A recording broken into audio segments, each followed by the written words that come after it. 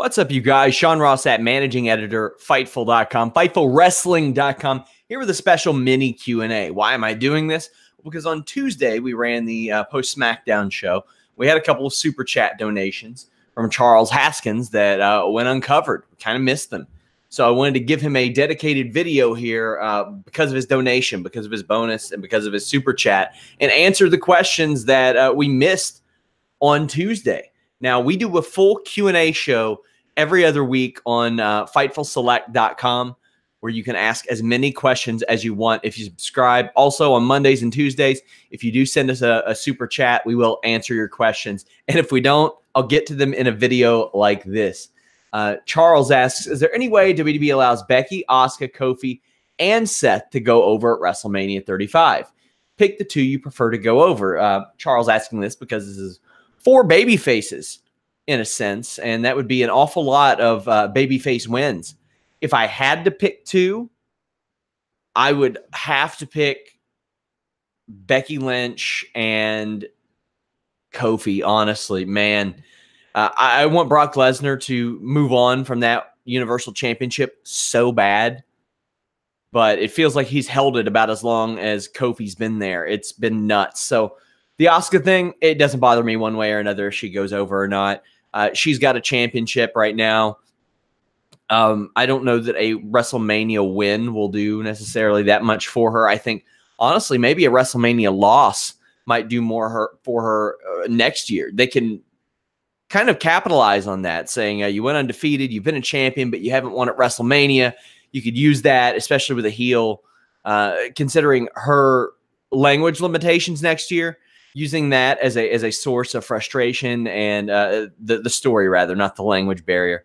Using those shortcomings at WrestleMania as a way to launch a storyline, I think would be good. Becky has to win. She is the biggest star full-time in WWE right now at this moment, and she has to have that WrestleMania moment and needs to anchor a brand to her, and probably going to be Raw.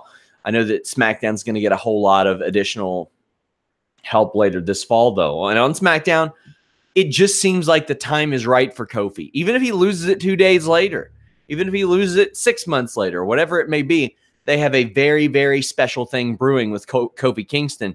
And he both deserves and should hold that championship, I think.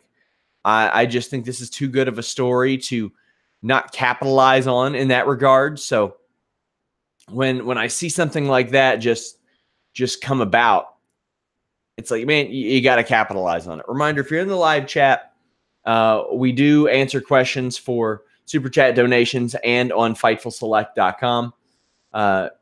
Charles kind of rounded that out, mentioned Seth. I want Seth to win that championship because I'm tired of not seeing a top prize competed for or sought after on a 3-hour program every single week and on most pay-per-views. It is exhausting. It's exhausting to not care about what's happening sometimes on WWE programming. Charles also asked, when Shayna and Bianca are all called up, is it safe to say the NXT women's division would be the best in WWE? It's basically the cream of the indie crop. I can't safely say that. If you mean as things stand now, it'd be tough for me to say that because over on Raw, they have a pretty solid roster. I think people sometimes forget how good Natalya is because she's booked like as nothing. And same with Ruby Riott. Those two are very, very good. Ronda Rousey, very good. Sasha Banks and Bayley, 2 of the best flat out. And then you have Ember Moon, who's not there. Then you also have Becky Lynch and Charlotte popping up here and there. They're not wrestling on the show, but they are popping up here and there. So you got to wonder what that really means. The SmackDown women's division, it's hurting a little bit. It needs some help. It needs to be reinvigorated. It's got 3 top names in Becky, Charlotte, and Asuka. But I think probably Raw's is just a little bit better. There are a lot of people, quite frankly, on the Raw women's roster who aren't as good as the 3rd or 4th best NXT woman. So I could kind of agree with you there. Thank you to Charles Haskins for answering these questions. Sorry we did not get to them on Tuesday, but we always do right by our viewers.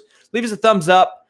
Click that bell notification. You'll know when we go live. YouTube has been very bad about letting people know when we go live. Fightful, subscribe.